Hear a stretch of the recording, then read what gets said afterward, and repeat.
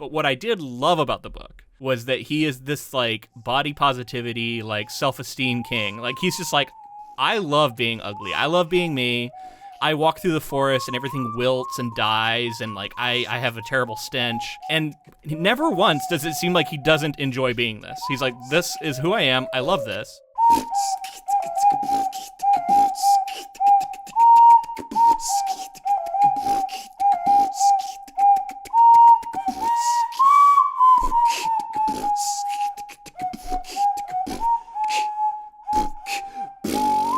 Welcome back, friends, to episode 349 of the Ink to Film podcast, where we read the book and then see the movie. I'm filmmaker James Bailey. And I'm writer Luke Elliott. And this week we discuss Andrew Adamson and Vicky Jenson's 2001 film Shrek and the 1990 children's book of the same name. All right, so our patrons have asked us to cover what I would consider a seminal film for millennials and maybe Gen Z, but one that means a lot, I think, to a generation, and it really meant a lot to animation for the time and children's storytelling in the way that it was kind of doing this meta medieval kind of send up of Disney films, really, and like they were in competition with Disney. DreamWorks was here, so this will be a fun one to cover. Absolutely, so many fun references. Definitely sticking it to Disney, but also I think like corporate capitalism around children's storytelling and how that like strips away the magic of it. I think is definitely like a kind of a sub theme of this, at least. It's there. There's a lot to get into that's really fun about this, but we also read the book. So that is by William Steig. It is a 1990 children's picture book, basically. I had a funny moment where I took it to a coffee shop. My wife and I went to a coffee shop to read, and I was like, well, I got to read Shrek, so I'm going to bring this. I'm like sitting in a coffee shop in Portland, like opening up Shrek to read. Oh my God, that's really funny, actually. Pretty funny. It's pretty funny, and also like you're brave for doing that. I don't know if I would have the gall to do that. Hey, it's Portland, man. Do whatever you want.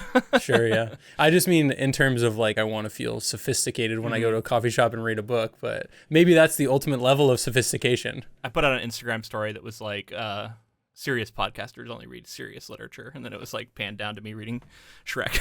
Hell yeah.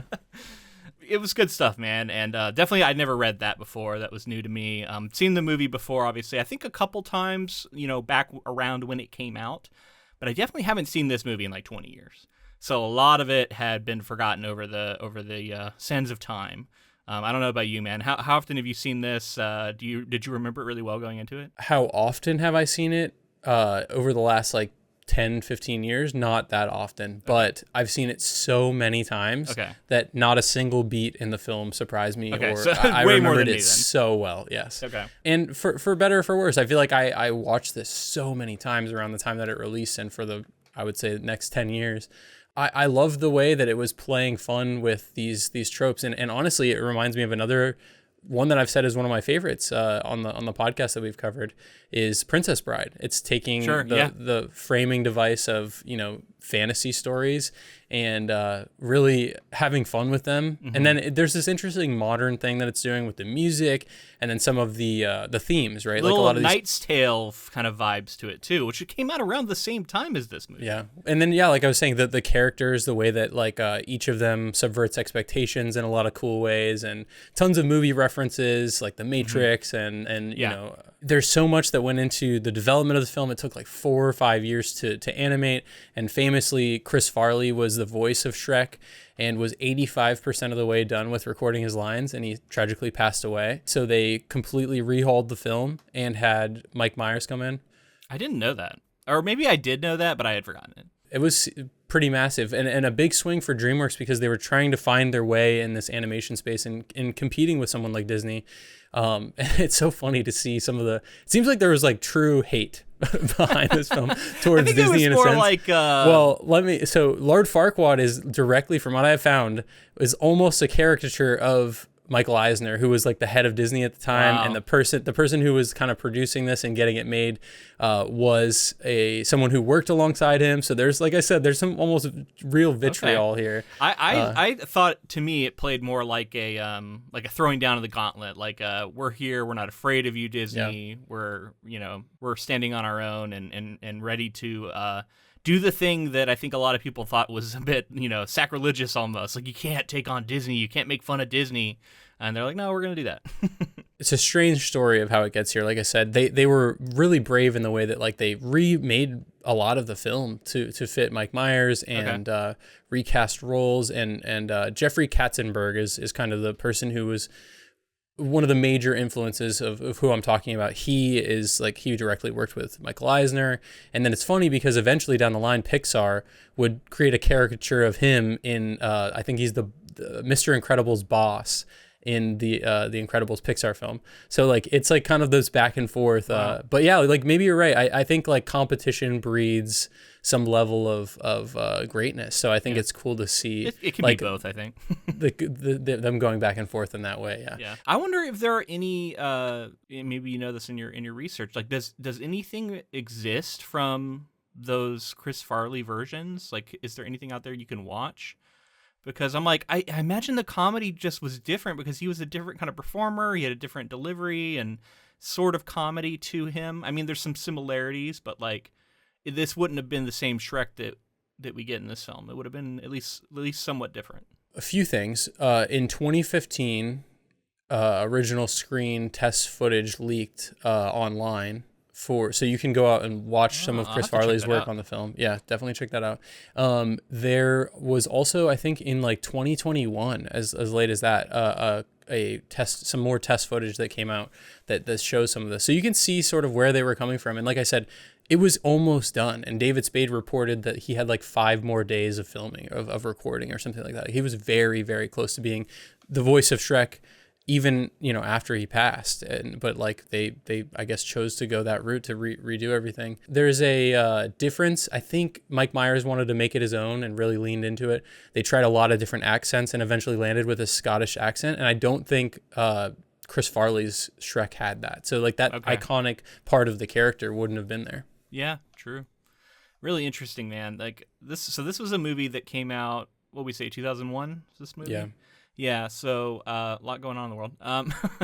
But I'm just thinking back, like that time, I would have been like 16, and so this was one of those movies that it came out at a time where I was really like trying to not really get into kids movies anymore. And I remember I saw it and thought it was pretty good, but it was like trying to get into more adult things now. You know, it's not cool. It's not cool to like Shrek when you're 16. Although I would argue that they did toe the line of kind of risque jokes. For sure. And this, I don't know how like prevalent that was, but they absolutely this is like a prime example of making some jokes that were there for the older audience, for sure, that would probably fly over the head of a lot of kids. Disney did it for a while, but this was like, it was much more blatant. Yeah. Like Disney, there are times where, this one's for the parents, that kind of thing. But like these were like legitimately like kind of scandalous things that are being said, and like sexual jokes and, things that kind of definitely go over the heads of children that like the parents are like, oh my God, what did I just hear? And I do think that set a tone for some of the films that would come in the wake of Shrek. Like it was kind of a pivotal time for that. Patrons chose this one, and I'm glad they did. This has been one that has kind of been around for a while, but it wasn't one that I was like eager to get to, and that's because I think I really soured on the Shrek franchise over the years. Yeah. And I remember Shrek 2, I definitely didn't like. I would have to watch it again to like solidify my thoughts around it, but watching the first one reminded me of like what was good about the first one that I felt was lacking in the second one. And yeah, if memory serves, and maybe I'm wrong about this, but if memory serves, it was like there's like a ratio of jokes in this first movie that's like heavily weighted in the way of like playing with fairy tale, playing with all these different like Brothers Grimm references and folklore, and doing a bit of modern stuff, bringing in, there's like a Matrix reference, sure, there's a couple of those kind of things, but like really it's a lot more in that world with some modern touches, and just the blend of that was just right, I thought, in the first movie. And in my memory of the second movie was that it weighed way more heavily into making modern references, and like it just felt like the mix was off, and it I just didn't like it. It was like it got too aware of like the jokes that it was making that were I guess more modern, for lack of a better term. Does that sound right to you? Maybe you've seen this more recently than me. So this is the interesting thing. while I remember Shrek, the original, so well, I may have seen the second and third one once or twice each. I don't think I've ever seen the third one. I do not remember them well. I didn't see the fourth, but you know what's crazy is like as time has gone on, and I do think Gen Z has, and like definitely millennials, but Gen Z has latched on, and there's this whole, there's this whole meme culture around Shrek. Like there's all of this like greater context to Shrek and how he's maintained popularity, and they're working on a Shrek 5 right now. I've heard that, yeah. And there's a Puss in Boots side spin-off stuff, and like really like DreamWorks, I would say you owe Shrek for their existing How to Train Your Dragon, Madagascar, Kung Fu Panda, like all of those come in the wake of Shrek, and like I think DreamWorks found their kind of voice with this. But I couldn't speak to Shrek 2, and like I do know that box office wise it continued to be just smash success. Of course. Yeah. Like $1 billion franchise spawning off from this film. And it's wild because it's at that time where like they're playing with CG animation, and by playing I mean completely releasing a film that's entirely CG animated. And there are things that look rough now, but in a crazy way, it does hold up in a lot of ways. And this was originally going to be like a Spielberg Amblin, like traditional animated film. And then there was going to be like, then it progressed, and there was going to be like a live action / animated version that was in the works at one point with like rotoscoping and like motion capture, and then it eventually turned into this fully CG one. I just like imagine them releasing a live action version of Shrek at some point in the future. Yeah. And it feels like it's something that could happen, which scares me. Well, this is the thing. Well, and I'm the biggest hater of these live action remakes. Like don't get me wrong, there's like whatever, to each their own, but they are soulless. Yeah. And I feel like they make a ton of money. Yeah. But they are so like, it does such a disservice to the originals. The originals are always going to be there, but new audiences coming to these films are seeing the live action, young children are seeing the live action versions. And like, there's still such magic to a lot of these, like Lilo and Stitch has just come out. And there's a lot of controversy, I think, around this one. It's doing well at the box office. It's not doing well critically, and that's an animated film that I love. How to Train Your Dragon's coming out soon. That's one, like, if you guys wanted us to cover, we could potentially let us know. If that's something you'd be interested in the comments. It's on our radar as a potential. Maybe we'd probably do the animated film, but maybe cover the new one as like a bonus or something, or vice versa. I don't know. But as far as you were talking about it holding up, I agree. I think this like largely holds up really well. You could tell it's like kind of early animation, but it's not so rough or bad that it doesn't hold up. Like there's a real charm to it, I think, and it kind of maybe it evokes a certain time period in animation, but I'm fine with that. In the way that like sometimes things don't hold up super well. I didn't have that problem with this movie actually, and I thought I was going to. I was like, oh, see how this actually looks 25 years later, but it looks pretty damn good. Yeah, there are areas where the textures look very simple. Some of the movements are rudimentary. It almost could be an aesthetic choice sometimes too. I think it was probably driven by the technology, but you could kind of read it as an aesthetic choice. Totally, but like as the sequels come out, the textures get better and the movements get better and all that kind of stuff. But like you said, they kind of threw down the gauntlet. Whereas like Pixar was doing, Toy Story fully CG. Mm-hmm. They're doing a lot, Monsters Inc. They're releasing those kinds of films, and this is directly competing in that space, and it has its own look.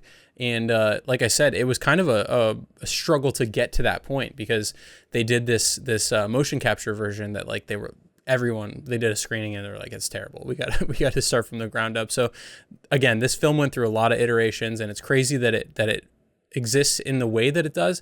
And I do want to give credit to DreamWorks for sticking with it because they easily could have said, this is just we've completely bombed. Let's just move on from this. But look what happens. They stuck to it. They believed in the project, and they kept going when actors died and all this crazy stuff.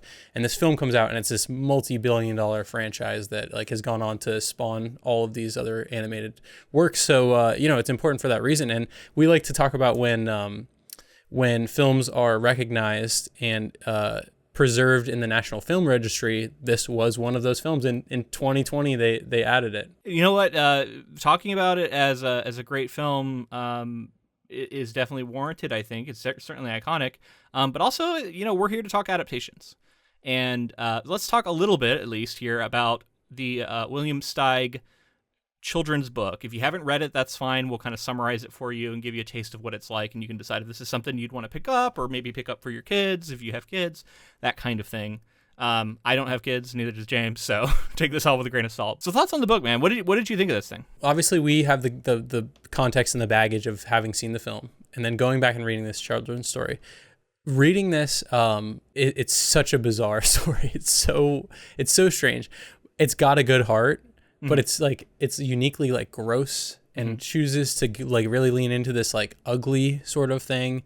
And that's like obviously like it's playing with the fantasy archetypes of like Prince Charming saves the princess and fights the dragon, all that stuff. It's an inversion of that. Yeah. It's absolutely that. But it's also like I said, uniquely grotesque. It's Shrek. Shrek is like more off-putting, I would say, than in the film. Yeah, they kind of made him like less gross in the movie. They definitely made Princess Fiona much less gross, and I don't think her name's Fiona. But I also mean like personality-wise. Like we're talking like across the board, like less really likable. like the initial opening to the film when he's like, getting ready to come out of the like John, I guess. And it's during the music playing. Like that's a little bit more of like what Shrek feels like in the book. Just him like he leans into being gross and ugly. His parents, from the moment he's born, are like, "Oh, you're too ugly to keep. We have to kick you out." He's rejected by everybody. But what I did love about the book was that he is this like body positivity, like self-esteem king. Like he's just like, I love being ugly. I love being me. I walk through the forest and everything wilts and dies, and like I have a terrible stench. And never once does it seem like he doesn't enjoy being this. He's like, this is who I am. I love this. He hears about this princess who's supposed to be even uglier than him, and he's like, sounds good. Let's go find her. And he goes on a little adventure, and throughout it, he has some funny things where he's like killing like snakes to try and bite him and then die immediately. I think he fights a dragon where he breathes fire on it. So he can breathe fire. He can just breathe fire in the book, which is a little different. But they give a little reference of it where he burps at the very start of the movie too, and he breathes fire for a moment to like light a fireplace or something. And then, he finds the princess, and she's absolutely hideous, and they kind of say love poems to each other, and they fall in love because they both embrace the fact that they're both hideous, and they love that about each other. 100%. That's the coolest part about the story. Like, and that's needed for children. Like you don't need the idea that beauty is good, right? And that's pervasive in old myths, like Brothers Grimm. You want to talk about one? If you can find like a through line, it's that beautiful things are good. Beauty is to be sought after. Ugly things are bad. Ugly things are evil, right? Like that's just old storytelling. And I love that this is an inversion of that. It's a fairly simple story, right? Very simple, a lot of children's stories are, but like I said, it's interesting to think of somebody sitting down to write this. I'm sure that this was written for his children. I would assume. I have no idea. I'm sure you'll tell me. Yeah, but it's the kind of story that it's kind of heartwarming at the end. People find each other, and flaws and all, everyone is deserving of love. And I love even the poems, like you talked about, they're saying poems to each other, but they're not like poems. They're not reciting, no, it's like things they're making up on. They're making up on the moment in the moment. Yeah, and it has to do with how nasty they are, and how they do this and that, and they stink and all that stuff. And it's like I can just see a kid especially like a young James, like a very young James, being like, oh, stinky, weird stuff. Like I love it, and being like laughing and enjoying the story for all of those reasons. But I like the idea that we're talking about messaging, right? Like I love the idea in messaging, like you don't have to be beautiful, you don't have to be what society considers attractive, or I don't know, even just like likable. As long as you like yourself, you can find some joy in this world. Yeah. I do think it's funny though, in a world where like the ugly duckling exists, like someone was like, let me take it to the far extreme and like just do like gross. I don't even remember. The ugly duckling is like ends up being a swan or something, right? And I think so. And that one's about like beauty, is from it's like in the eye of the beholder, and you don't know what you are. But like this is like, no, the ugly duckling finds another ugly duckling, and they fall in love, and they both love being ugly. And if you like that messaging, which like you could definitely see how that makes it into this movie, like that core message of the book is in this movie. They do a lot more to the plot to like fill it out and do some more dynamic stuff with it, where there's back and forth. There's this quest. There's Farquaad, who doesn't even exist in the book. There's a lot of stuff that gets added that I think is really smart and makes it into a good film, because like this is very short. It goes by in a hurry, and there's not a lot of like, twists and turns to it. It's kind of like he's just walking through the forest. He runs in against a dragon who he beats up pretty easily. He burns him, I think, with fire breath. I think he fights a knight who he also burns with fire breath. It seems to be his like way of winning most fights. And then he finds her, and they fall in love. He does have a moment that I've seen some people talking about, like this moment where he meets the mirrors. And at first he's like, oh, this is so hideous, and how this is like a mythological reference to confronting oneself and an image of oneself. But then once he realizes that it is him, he's like, oh, okay, this is fine. I like this. I like me. And then he just like goes on. So it's like he's confronted with himself and has to like reaffirm maybe his self-esteem and reaffirm that he does like who he is. So there's like, that happens in the book, I guess, if you're looking for a little more depth. I do think there's one element that is changed, and that's to make Shrek like more charming in the film. Whereas here he like is reveling in the fact that he's kind of cruel and mean almost too. So there's like that element. He doesn't care about anybody but himself, it seems like. Right. Yeah. So I'm like, that's like less clear. I think a child could take the wrong messaging from that as be like, fuck everybody, I'm crazy and I'm maybe grotesque. You could see a little bit of that. It's like early Shrek in the movie, right, where he doesn't care about anybody else. He doesn't care about these fairy tale monsters that are have come to him. And he has to learn to like grow out of that. Whereas the book, like that guy, he doesn't learn about it. He just stays how he is. I would argue that like that's one of his onion layers, is that like he is like, that's the hard outer wall that he puts up, and always he was vulnerable within and had feelings and everything like that. But yeah, it's better for a longer story. But let me tell you a little bit about William Steig, and then we can move on from the book and talk about the movie, which I know most people are here to hear about. But I found some interesting stuff about him. For one, he was born in 1907. This book comes out in 1990, so he's 83 when the book comes out. He's 90, 93, something like that. How old? I'm doing my math poorly, but he's in his 90s when the film comes out. He would die at 95, and it was like shortly before the release of Shrek 2, but he did see Shrek 1.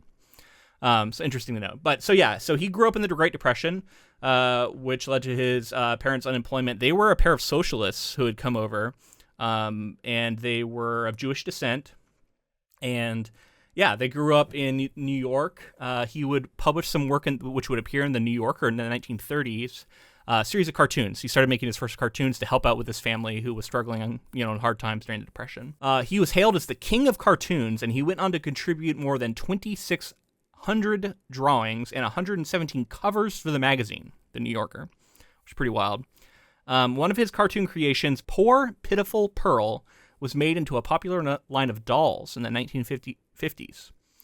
In 1934, I thought this was an interesting little tidbit. In 1934, there was an auction organized by Langston Hughes to benefit the Defense Fund for the Scottsboro Boys, which were 9 African Americans who had been falsely accused of rape and denied fair trials.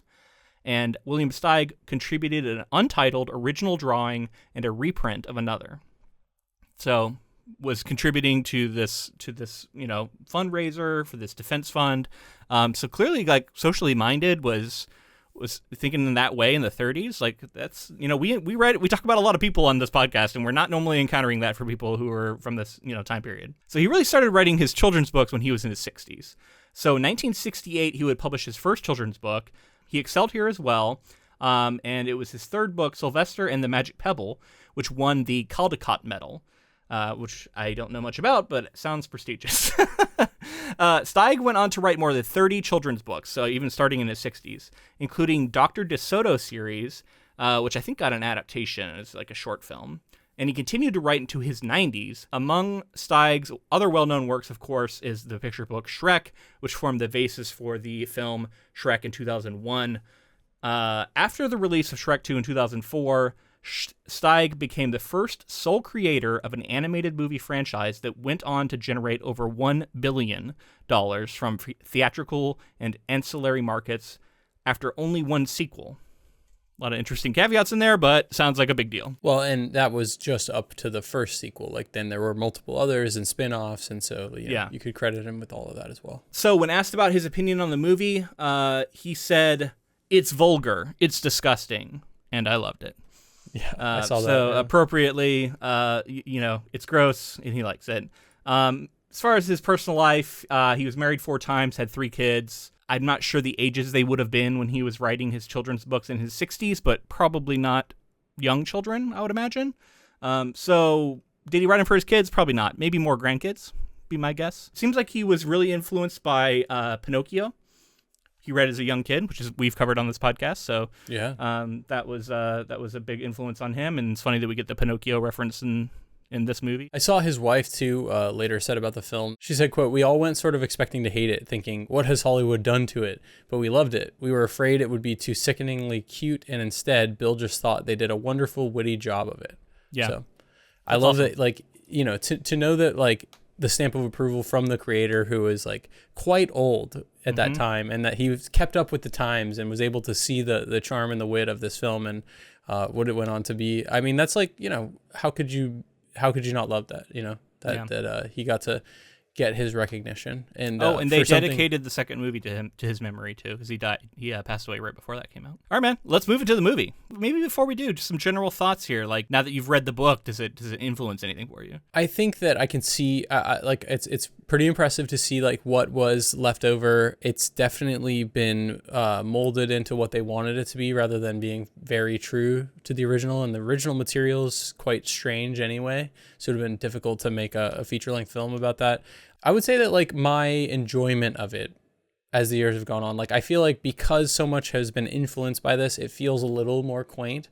I feel like it is obviously like the influence is there. I appreciate it. I've seen it so many times. It's so interesting how it is like this time capsule for me, especially like the music of the time, the way that like the jokes land, and like you have Eddie Murphy doing his thing, and Mike Myers and Cameron Diaz, like they're all kind of really embodying these roles. And I mentioned last week we covered Conclave. Yeah, and John Lithgow. Getting John Lithgow as Lord Farquaad, which it took me such a long time. Like I gotta say, until a couple years ago, that I realized it's a play on fuckwad. Like it took me forever to realize that. I did not know that. Lord Fuckwad. Okay. Lord That's Farquaad. pretty funny, man.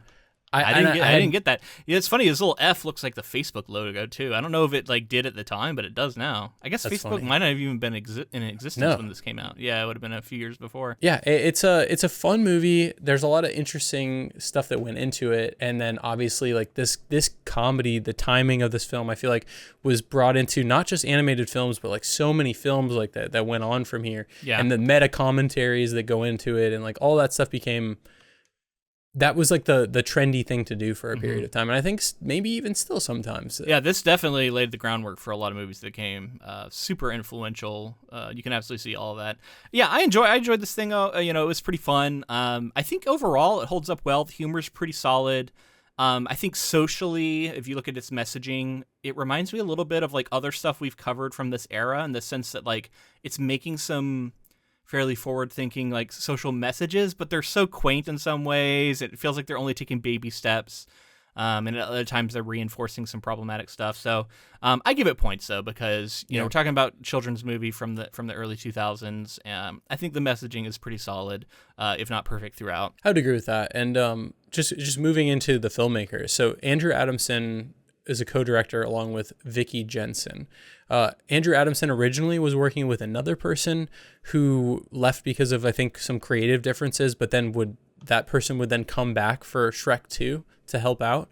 But Andrew Adamson and Vicky Jenson are the two listed co-directors. Andrew Adamson is a director, producer, screenwriter, and animator, best known for Shrek. He also co-wrote and then directed on his own the first two live-action film adaptations of The Chronicles of Narnia.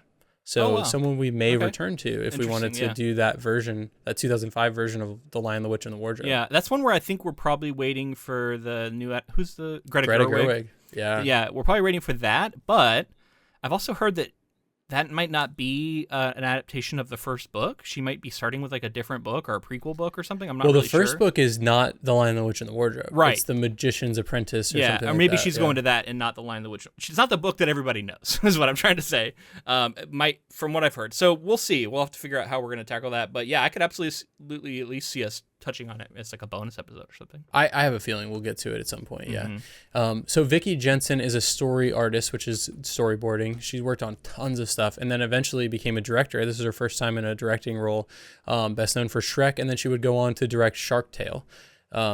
These co-directors mutually decided to split the work in half so the crew could at least know whom to go to with specific questions about the film's sequences. Quote, "We both ended up doing a lot of everything. We're both kind of control freaks, and we both wanted to do everything." So interesting that like it seems like they cut it in half and were like, these scenes are for Andrew and these scenes are for Vicky. And again, like with a director leaving and then someone else Vicky coming in to fill the role, seemed like she was very experienced. But like it's just interesting to see all these things. It doesn't feel disjointed or anything too. Right, so you would think it might if you had two different directors, right? Well, two different directors and someone who left, and then losing an actor and redoing so much of it. Like there's so many obstacles that this film overcame to be what it is today. This is one of the first animated films since Disney's Peter Pan in 1953 to be chosen to compete for the Palme d'Or, which is a pretty prestigious film festival, and it also went on to win the first ever Academy Award for Best Animated Feature. Interesting. The first one ever. That's where it started. Yep. Cool. It went on to be the fourth highest grossing film of 2001. And like I said before, it's got a bunch of sequels, went on to establish DreamWorks in their kind of animation wing. Mm-hmm. So we were talking about this. The book came out in 1990. After purchasing the rights to Steig's book in 1991, Steven Spielberg sought a traditionally animated film adaptation. But John H. Williams convinced him to bring the project to the newly founded DreamWorks Pictures in 1994. Jeffrey Katzenberg, who we talked about previously, along with Williams and Aaron Warner, began development on Shrek in 95, immediately following the studio's purchase of the rights from Spielberg. At the time that DreamWorks Pictures was founded, producer John H. Williams got hold of the book from his children, and he brought it to DreamWorks. It caught CEO Jeff Katzenberg's attention, and the studio decided to make it into a film. Again, that's after kind of it went from Spielberg, and then John H. Williams convinced it to come to DreamWorks, and then Katzenberg wanted to go forward with it. Recounting the inspiration of making the film, Williams, who was the one who got the book from his children, said, "Every development deal starts with a pitch, and my pitch came from my then kindergartner in collaboration with his preschool brother. Upon our second reading of Shrek, the kindergartner started quoting large segments of the book, pretending he could read them. Even as an adult, I thought Shrek was outrageous, irreverent, iconoclastic, gross, and just a lot of fun. He was a great movie character in search of a movie." So, Andrew Adamson, who was one of the co-directors, there was some clashing between Katzenberg, who was the CEO of DreamWorks at the time. They argued about how much of the film should appeal to adults. Katzenberg wanted both audiences, but he deemed some of Adamson's ideas, such as adding sexual jokes and Guns N' Roses music to the soundtrack, to be too outrageous.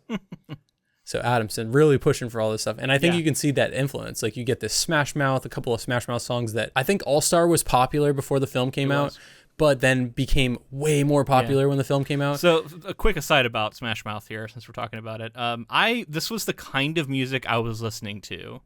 I was starting to get into heavier music, but I was still listening to a lot of what I would call like more radio friendly rock in Pop rock. turn of the century, early 2000s.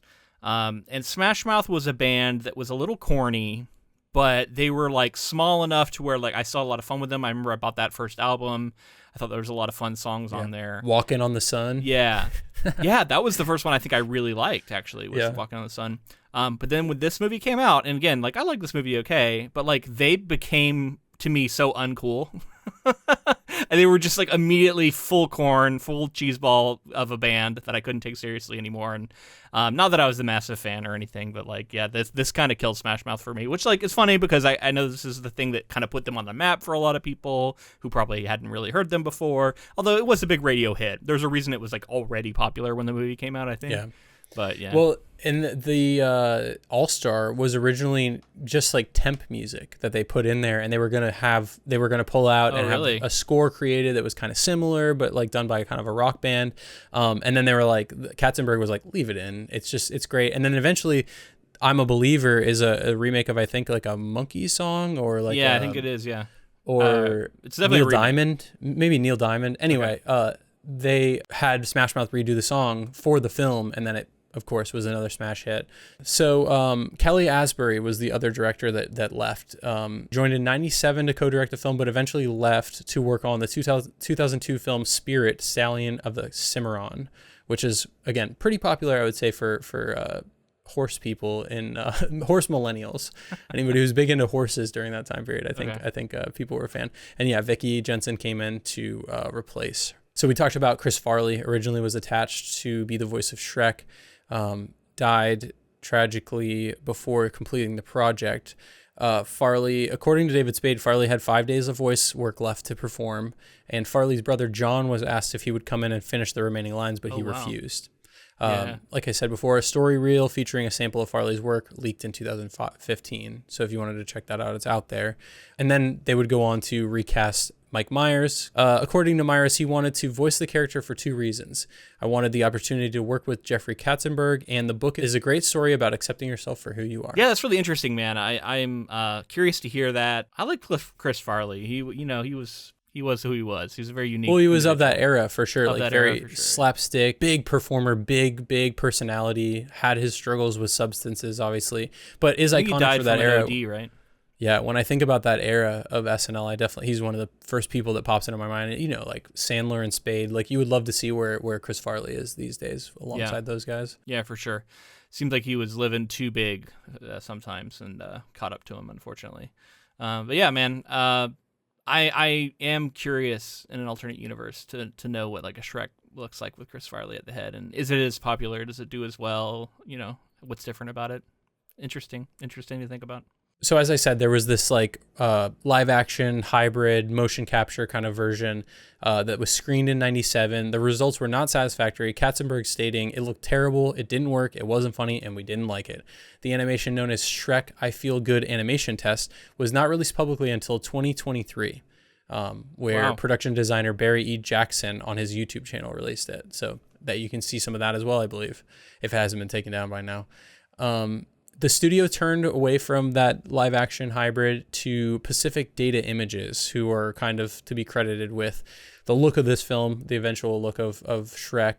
They worked on Ants, if you ever saw that for DreamWorks. Yeah, that was the same. And you can see some similarities and some progression from Ants to Shrek. But Shrek has 31 sequences, 1,288 total shots.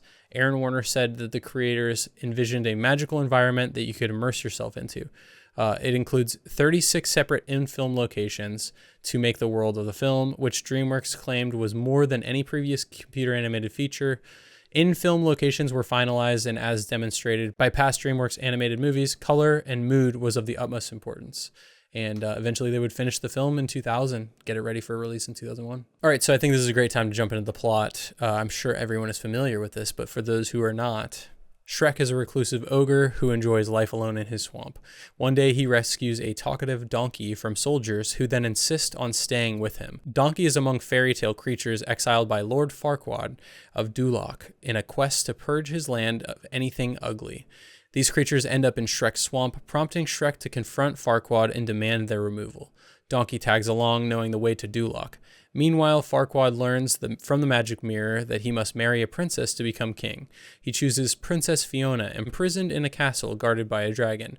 Rather than rescue her himself, Farquaad holds a tournament to find someone to retrieve her. When Shrek and Donkey arrive, Farquaad pits his knights against them, but they easily win. Farquaad names Shrek the champion and agrees to clear the swamp if he rescues Fiona. At the castle, Shrek rescues Fiona while Donkey distracts the dragon, who falls in love with him. Fiona is displeased. Her rescuer is not a prince, but they flee together. She refuses to go to Duloc unless Farquaad rescues her personally, so Shrek carries her off. So many references here early, fun sequences. I think smart adaptation choices are made. Like we said, kind of adding more of a quest element to this story. Farquaad, who's oppressing the fairy tale creatures, which immediately sets him as this terrible villain. There's like a torture sequence basically with the gingerbread man, which has like the iconic back and forth between the two. So many memorable parts here that I did remember. Like this is some of the stuff that has stuck with me over the years. Like you said, Pinocchio, there's Tinkerbell, Three Little Pigs, Dumbo, Snow White and the Seven Dwarves. It just goes on and on. And what's so funny, Goldilocks and was it the three bears? Yeah. And one of them is like, oh, this cage is too small. And then I think later we see one of those bears has been turned into a rug in Farquaad's bedroom. Yeah. Or just another bear. But yeah, in general, I think it had a ribbon on it that we had seen before. Oh, like the mother. I think it was one of the bears. It's brief, but I think it's a little thing you can catch. Little Red Riding Hood, Robin Hood, like so many characters show up here. Man. Obviously, when he's talking about the different eligible princesses, I guess We got Cinderella, and we got Snow White, and then we get Fiona. And that was really funny. I liked the way all the like knights in the background were like had their favorites that they were number calling 3, out for. Yeah. choose number 3, my lord. Yeah, I think he holds up number 2 when he says that. Actually, it was funny. I'd say the magic mirror, which I do like that they call it magic mirror at first, which I think is what is called in the original story, and there's not the whole mirror on the wall. Sleeping that's actually Beauty, yeah. But that was the face that like looks very like, I guess they were trying to go for like a mask thing, but like that just looks like really antiquated CGI, that face. Yeah, it does. Not great. But also like it's kind of, now I think of it, it's like iconic to the film. Like that's, like you said, it kind of is in keeping with the style. And it's fun. All of these fairy tales blending into Shrek leads this to me, especially as a young boy, leads me to think of like it always existed. Like there was all of these stories that feel like so ancient to me growing up are all imbued into this. And then I get to like, maybe this could be considered like some of the first like reference heavy material where it's like reference, but and it's people a lot of are references excited to about fairy it. tales, which I like. Again, that's I think that's the main difference from what happens later, where it's just like referencing all kinds of random stuff. But like this was like it felt of a kind. Like we have the 3 blind mice. There's just so many little references to fairy tales. I'm not saying that that's all they do, but the ratio is much greater in that. But something about there is like a perfect like formula here that spoke to me as a kid, because like I said, like it felt like it was a story that always existed, and then we're getting all this like brash off the wall stuff that felt really like edgy and like fresh for that time period. And yeah, it hit me squarely. I remember like I loved this movie. I wanted to watch it more. And like, so funny how that defines your idea of fantasy in some ways too, and like your idea of comedy, and how it's like postmodern, right? Like it's got all the trappings of that. So one of the things that I think is a little tricky to figure out how to talk about, but I don't think worked super well for me in this viewing, and I don't know how well it worked for me originally either, but Donkey in some ways is a classic character, very quotable. It's Eddie Murphy, right? Mm-hmm. He's got a very particular style of comedy. But you look at it and zoom out and get a little serious about it for a moment. We have one person of color, one black person, and he plays the sidekick Donkey, who is pure comedic relief the whole time and is kind of talking in some stereotypical ways. I mean, it's Eddie Murphy doing his Eddie Murphy thing, but like, it just feels a little weird to me that this is like the avenue for this character's humor.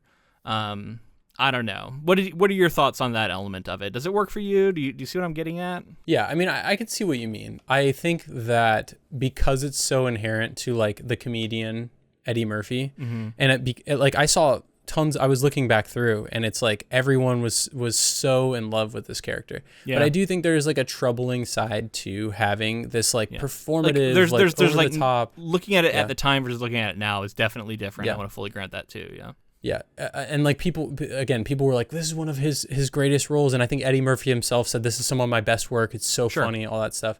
But like you said, there is something. There is like a history of black people being exploited, tokenizing, for and specifically with like being the butt of jokes and being performers in this way, and like there's this whole history of that in the U.S. at least. So it's hard not to like at least draw some like. At least have that come to mind. We're not the right people to really analyze it in that way. I just want to like say that it is something that occurred to me, and I could definitely see that there could be some interesting think pieces or discussions about this that I'm not the one to lead, but I would be interested to hear. I would just say, just from my perspective as a kid, absolutely loved Donkey in every way. Was totally in love with his humor. He's so like endearing as a character. Like you love him. He's like you feel bad for him, and then he's got this like sly way of being both like a bit dim, but then also like manipulating people around him, and like he's kind of got style, and he seduces a dragon by accident and stuff, and like there's just like a lot of the, I don't know,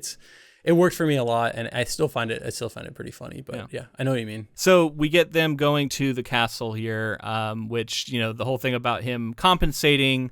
You could take that as for being for his height, but it's definitely also kind of a dick joke, which they then like repeat later on and kind of really emphasize that this is a dick joke. Let's talk about that though, because like in a film that is asking you to say, hey, just like ugliness and this and that are things to be embraced, it's also like making fun of this short character Absolutely. who is also a dickhead. He's He's terrible. He's a fuckwad. But we are going to viciously make fun of him for being short. Again, It's this like- is why I'm it saying gets- baby steps. It doesn't it gets fully part of the way there. believe its own messaging sometimes. And that's the unfortunate thing is like often characters who are It's different. okay to be ugly, but don't you dare be short if you're a man.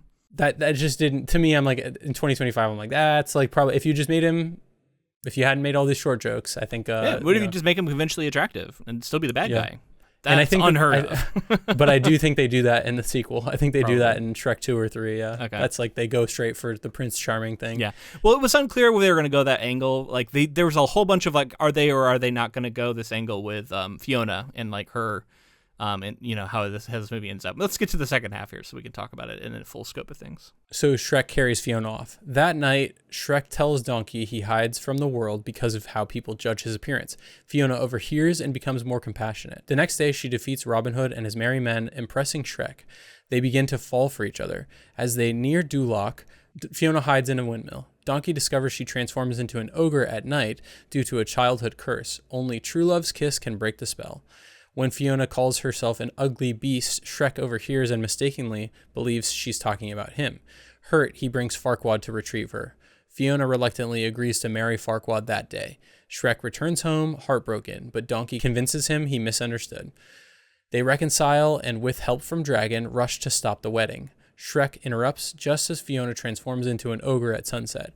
Farquaad tries to imprison her and execute Shrek, but Dragon arrives and eats him. Shrek and Fiona kiss. Breaking the spell, she remains an ogre, her true form. They marry in the swamp, surrounded by friends, as Donkey and Dragon begin a romance of their own. Fun way to end. I love that they did embrace the sort of, book roots of this, and that it is, the two ogres ending up with each other. Although I should say, this is something I meant to point out earlier, they don't ever actually call Shrek an ogre in the book. It's never said that he's an ogre. It's just said that he's ugly. And in fact, it shows his parents, they look kind of like they might be kind of ugly humans. And I think it said like his parents were ugly, but he was even more hideous. I think it's implied it's like a fantasy world. So like you could kind of read between the lines and say it is implied he's an ogre, but it doesn't actually say that. And the Fiona princess from the book also doesn't really look like what I would call an ogre, just like a very ugly, drawn very ugly cartoon of a person.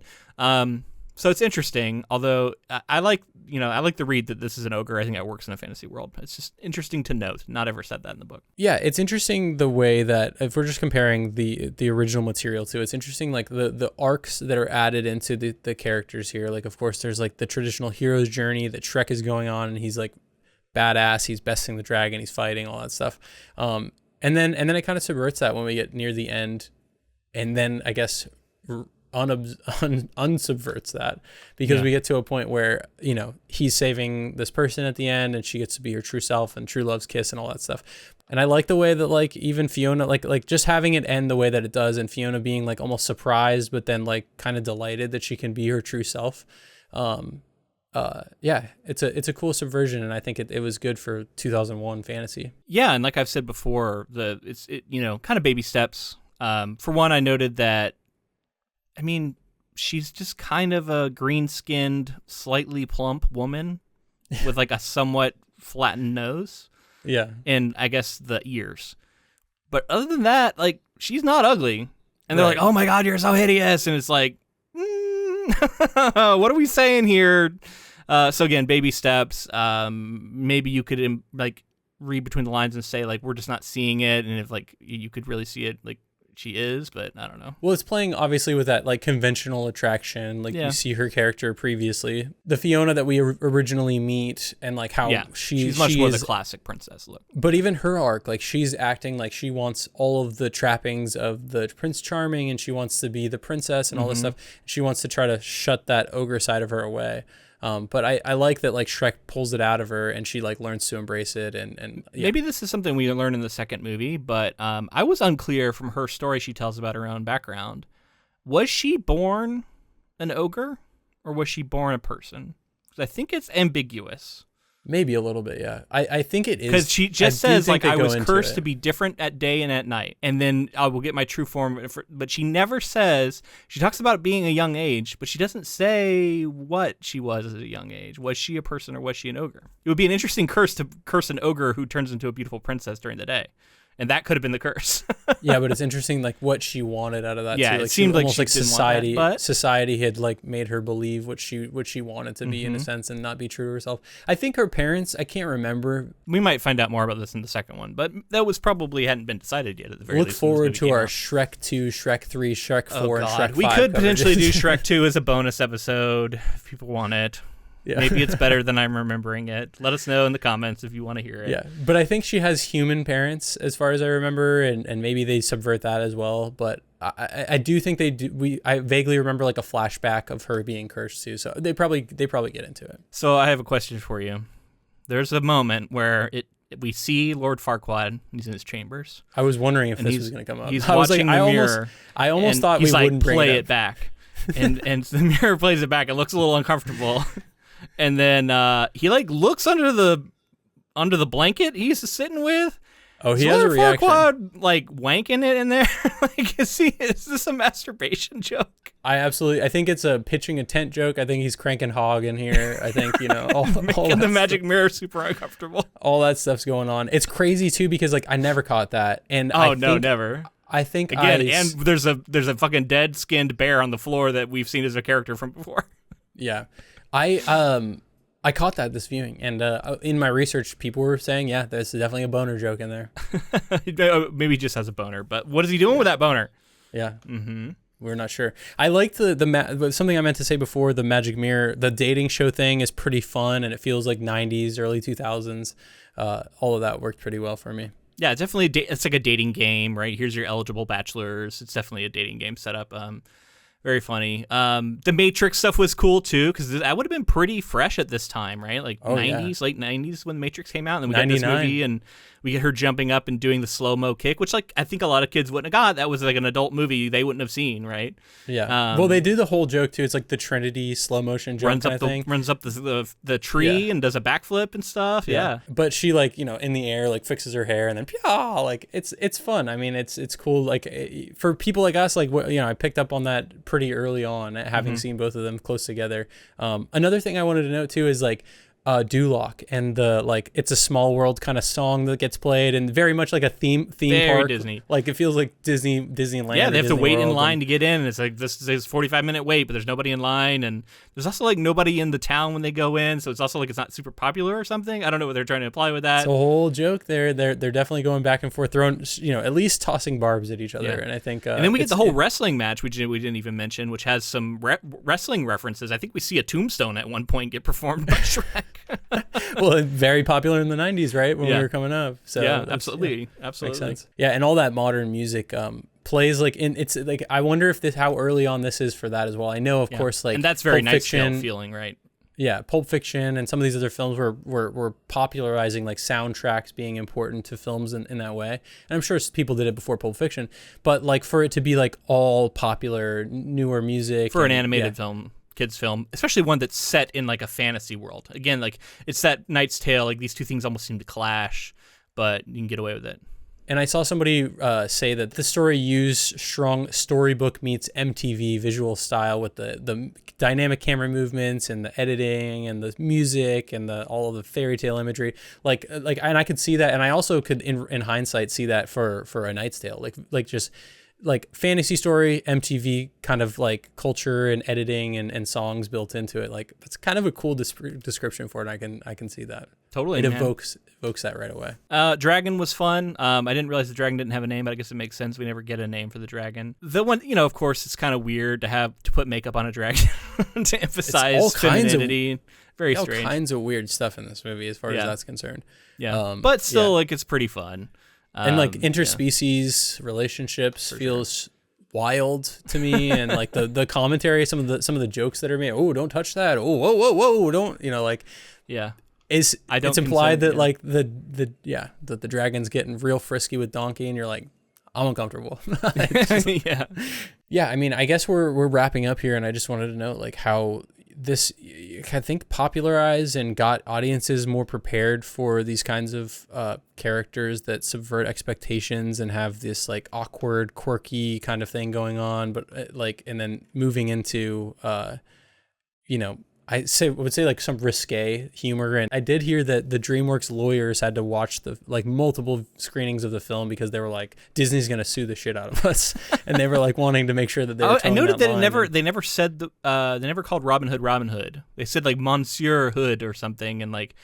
And there's the Merry Men, but the name Robin Hood never comes up. So I'm like, does somebody, maybe Disney, own the rights to the name Robin Hood, and so they couldn't actually say that? And especially like at what time, and like when are rights lapsing for those kinds of things. I'm sure they navigated it well because I couldn't find anything about them being sued to hell by Disney, but I'm sure Disney wanted to. And then I also heard that none of the principal actors met each other. Until That's like wild. some of the premieres and stuff. So like John Lithgow was like, I've worked with Mike Myers, Cameron Diaz, and Eddie Murphy, but like I didn't get to hang out with them on the set. But with that, I think that we should shift gears into what we do around here when we cover something book versus movie, or just in comparison. What would you choose? This 1990s very simple children's novel, or this fairly iconic kind of revolutionary animated classic film? Part of me wants to be a contrarian and pick the book, and there were things I liked about it, but the story just doesn't feel as complete, doesn't feel as well-rounded, as engaging. Is it something that I would potentially read to a kid? Sure, but Shrek is absolutely a movie I would show to a kid, and I think it's better overall. It's more engaging, more iconic, so definitely the movie here. I won't do the thing, and I will give it to the movie. Yeah, it's the movie. I'd give credit, obviously, like you said, that's a really fun and subversive children's book. I'd show it to a kid. I'd show this movie to a kid. And it absolutely lays the groundwork for the movie. And in comparing them, it's almost not fair just because it's like, this isn't what the children's story was meant to be. It was supposed to be simple, digestible, and it had a lot of the subtext, or at least some subtext, that is pushing forward like a narrative that I agree with, which is, beauty is in the eye of the beholder and all of those kinds of things. And I appreciate how this story overall, this project overall, is pushing forward that narrative for kids, and I hope it's stuck with our generation. And honestly, I'll even say that it goes beyond beauty's in the eye of the beholder, because like they never talk about like, oh, you're beautiful to me or anything like that. It's just like, you're ugly, you're hideous, and I love that. Well, that's the book. So it never, that's the book, I'm saying, the book never does that, whereas Shrek instead is like, oh, you're beautiful to me, that kind of thing, which is like maybe the more expected angle. Yeah, definitely. Yeah, so I'll give some credit to the book for that. But ultimately, it's still the movie. We are going to be doing our 350th episode next week, Celebration, which is kind of a wild milestone that it's hard to believe we're reaching. And the way in which we're going to do that is we're going to be inducting a new Hall of Fame class. If you checked out our episode last year, we inducted our first ever class of best adaptations to ever do it. We limit ourselves to 3 per year. We are going to be inducting 3 more. So if you're, hopefully you're excited about this. It's something that I've been looking forward to all year, honestly. I hope this isn't something that I'm just into, but I really like these kinds of episodes. So I'm looking forward to it, man. It should be kind of just a celebration, but also like, I'll be curious to see if it gets contentious. I know last time we had some difficulty narrowing it down. So yeah, I remember specifically like Jurassic Park versus Jaws was wild, but we'll leave you guys to check out that episode if you're curious about what made it last time. And then we're building up a new one, so I'm excited. And we have a bonus episode that will be out before that episode. If you want to check out our Patreon, patreon.com/ink2film, where we're going to come with 10 projects, and we're gonna do battle, and we're gonna figure out whittle which it down to 6. We'll make it to that final episode that you'll hear in episode 350. If you enjoyed this podcast, if you enjoyed our coverage of Shrek, let us know in the form of a rating and review on whatever app you chose to listen on. If you're on YouTube, make sure to like the video, subscribe to our channel, and comment your thoughts. We'd love to hear from you. And be sure to connect with us on social media. We're on Facebook, Instagram, Blue Sky, TikTok, all of those at Ink2Film. And we also have a Discord server that you can request on any of those social media platforms, or ink2film@gmail.com. Just send us a message and we will send you the invite. If you would like to buy this book, I'm going to add it to our bookshop. There will be a link in the show notes. We'd love for you to use our link to buy it. And if you do, Bookshop sends us a little bit of money for it. So you'd be helping out the podcast. Doesn't cost anything extra for you. All right, man, that's it for Shrek. We're on to 350 and the beyond. See what the show looks like beyond 350. Wild to think about. 350 is wild, and we're right at like a 10-year mark, I believe. Like we're getting super close. 9 years maybe. I think 9 years. I don't. Yeah, I was gonna say, unless I'm mistaken, because we started in 2017. I'll put it this way: it'll be season 10 very soon. Season 10 soon, I think is how it'll work out. Yeah, that sounds right. All right, man. That's gonna be it for this week. Thank you all for listening, and until next time, Keep adapting.